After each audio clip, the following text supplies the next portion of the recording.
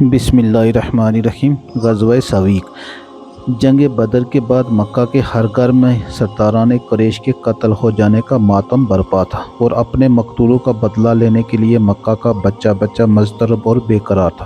چنانچہ غزوہ سویق اور جنگ احد وغیرہ کی لڑائیاں مکہ والوں کے اسی جوش انتقام کا نتیجہ ہے۔ عتبہ اور ابو جہل کے قتل ہو جانے کے بعد اب قریش کا سردار اعظم ابو سفیان تھا اور اس منصب کا سب سے بڑا کام غزوہ بدر کا انتقام تھا۔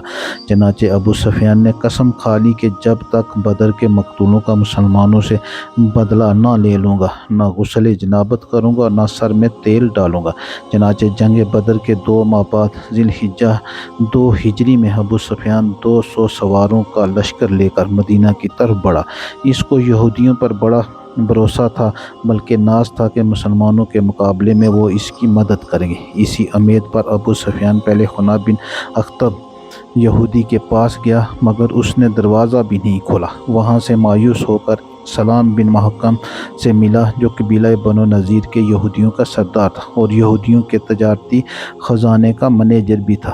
اس نے ابو سفیان کا پرجوش استقبال کیا اور حضور صلی اللہ علیہ وسلم کے تمام جنگی رازوں سے ابو سفیان کو آگاہ کر دیا۔ صبح کو ابو سفیان نے مقام عریض پر حملہ کیا۔ یہ بستی مدینہ سے 3 میل کی دوری پر تھی۔